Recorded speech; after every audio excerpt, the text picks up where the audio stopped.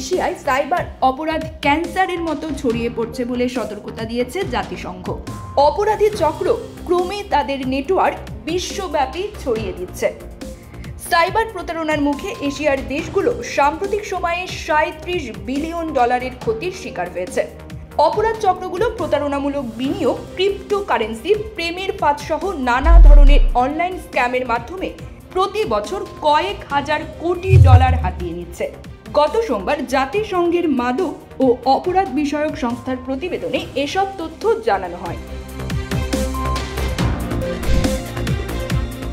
প্রতিবেদনে বলা হয়, এশিয়ায় ওই বিপুল পরিমাণ আর্থিক ক্ষতির পেছনে রয়েছে শক্তিশালী অপরাধ চক্র।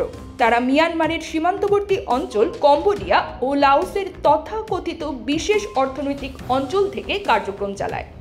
তারা মূলত কাজের প্রলোভনে পাচারের শিকার নারী পুরুষকে অমানবিক পরিবেশে কাজ করতে বাধ্য করে। জাতিসংঘ মনে করে বৈশ্বিকভাবে আর্থিক ক্ষতির পরিমাণ আরও অনেক বেশি। জাতিসংঘের তথ্য মতে এশিয়া ছাড়িয়ে অপরাধ চক্র এখন দক্ষিণ আমেরিকা, আফ্রিকা, মধ্যপ্রাচ্য, ইউরোপ এবং প্রশান্ত মহাসাগরীয় দ্বীপপুঞ্জে দ্রুত ছড়িয়ে পড়েছে।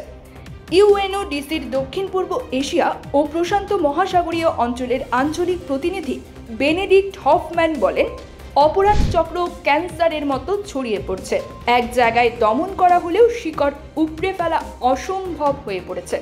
অপরাধীরা দক্ষিণ পূর্ব এশিয়ার দেশগুলোর আইন শৃঙ্খলা বাহিনীর নজর এড়ানোর কৌশল শিখে যাচ্ছে এবং তাদের অপরাধ কার্যক্রম বৈশ্বিকভাবে সম্প্রসারিত হচ্ছে। প্রতিবেদনে বলা হয়েছে, অপরাধ চক্রগুলো আফ্রিকার জাম্বিয়া, অ্যাঙ্গোলা, নামিবিয়া সহ বিভিন্ন দেশে ঘাঁটি গেড়েছে। এমনকি ফিজি ও ভানুয়াতুর মতো দ্বীপ রাষ্ট্রেও পৌঁছে গেছে তারা। আর অর্থ পাচারের জন্য তারা এখন দক্ষিণ আমেরিকার মাদক চক্র, ইতালির মাফিয়া ও আয়ারল্যান্ডের অপরাধ চক্রের সঙ্গেও জোট করেছে।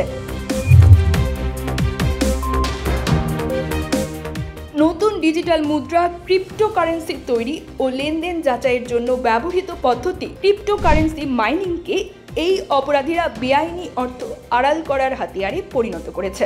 2023 সালের জুনে লিবিয়ার এক সশস্ত্র গোষ্ঠী নিয়ন্ত্রিত এলাকায় একটি ক্রিপ্টোকারেন্সি মাইনিং কেন্দ্র থেকে 50 জন চীনা নাগরিককে গ্রেপ্তার করে স্থানীয় কর্তৃপক্ষ। একই সময়ে চীনের সহায়তায় মিয়ানমারে পরিচালিত এক অভিযানে পাচার হওয়া প্রায় 7,000 শ্রমিককে উদ্ধার করা হয়। জাতিসংঘ বলছে, অপরাধ চক্রগুলো আইন শৃঙ্খলা বাহিনীর চোখ ফাঁকি দিতে নতুন ও অভিনব সব উপায় খুঁজে বের করছে।